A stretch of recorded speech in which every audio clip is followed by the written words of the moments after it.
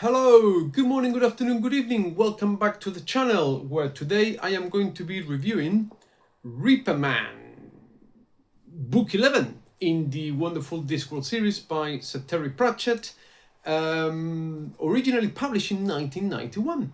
And what this is about is death, the death character, death, gets out of the job. Basically, there's no death anymore. So imagine a world where there is no death anymore. So we start off with Wendell Poons, like the oldest wizard in the Unseen University in Ankh-Morpork. All the wizards are preparing for his death because wizards are the only people that can see death when they die, and he doesn't die. And so death goes to live in a small village and becomes a farmer type thing, and we're off to the races. It was a lovely read, and I think I mentioned it before, but I'll say again, to think that death is one of the most endearing characters in a book series, it just says something about the genius of Sir Terry Pratchett. I'm not going to spoil anything.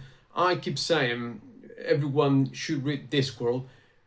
All these Discworld books are basically everything you need to know about the human condition. You can learn by reading the whole series. It is wonderful. And there's a couple of things I did pick up three things I actually picked up that may have influenced Terry Pratchett going forward, or are internal chronology inconsistencies. You let me know.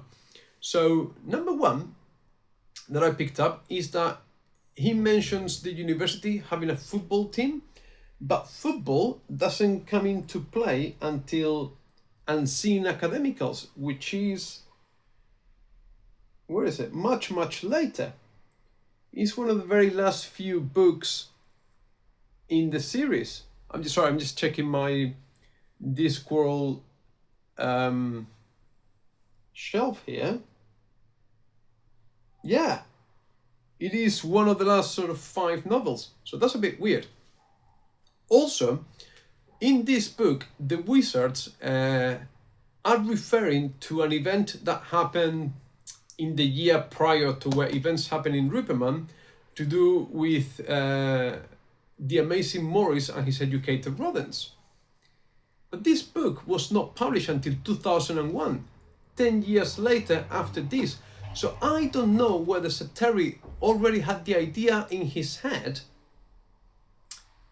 and wrote this later, or it was a throwaway comment, and then 10 years later he picked it up, and then that poses the question: should you read The Amazing Morris right before Reaper Man, or should you read it right after Reaper Man, even though in publication order it comes much later?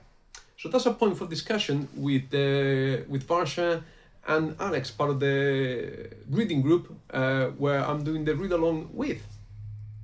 And another throwaway idea in the series is that he talks about golems being these sort of big clay monster type people that you can bring to life by putting a magical word in their head, which is the starting argument for Feet of Clay. But Feet of Clay, 1, 2, 3, 4, 5, 6, 7, 8, it's 8 books later. So it just would have been amazing to know whether Sir Terry wrote these things and then realized, oh, that's a really good idea to explore in the future. And 5, 6, 10 years later, he remembered that seed that he planted and wrote about it, or it was all a master plan. I don't know. The other thing that I kind of struggle a little bit with in this book, Reaper Man, is once again the deeper theme. All these books are incredibly human, and they've got something to say about us people, like I mentioned before. But with this one, I wasn't too clear about what the deeper theme is. Or maybe it's just too obvious. I don't know. It's another point for discussion with Varsha and Alex.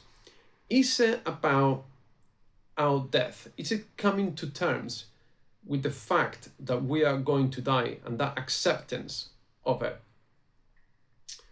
Or in the closing scene, there is a barn dance, and maybe something to do with living your life to the full, however that is and however complicated that is. And there's a wonderful conversation between Mr. Flitworth and elderly farm lady and Death, where Death, funnily enough, says age is just a number, or you are only as old as you feel. And she wryly responds, well, that may be true, but tell that to my knees, and all, which it is true. That's how I'm feeling at the moment. My right knee, didn't hurt 10 years ago, and now when I go running, it does. So there's all this juxtaposition of cliched ideas and the reality of growing old, and maybe that's what it's all about. I don't know. I'm really looking forward to the discussion here, which once again brings me to another point that I'm quite looking forward to, and it's a post that the great fantasy thinker made over at the pagechewing.com forums about the dichotomy between reading alone and reading along with a group of people, and the different reading experience. So I'm hoping to get Jarrod in the channel or the podcast to have a chat about that. But the last thing I wanted to mention here is that there's a great bit in this book where it's just the visual, the imagery, the book, the words, the poetry. I didn't remember. I read the book decades ago, but there's a moment where Death is sharpening his scythe, and the way he does it, and the elements he does it, and the image that it evokes in the mind is just, like I said, metaphorically beautiful. And I think this book, like pretty much every other Discworld book, can be read on its own. And I think so far, this is book 11, and of all the books that I've been part of in the reread, I think out of all of them, this is the one I will come back to so far. This is a really, really high point in the series. And there's a lot more to discuss, so I do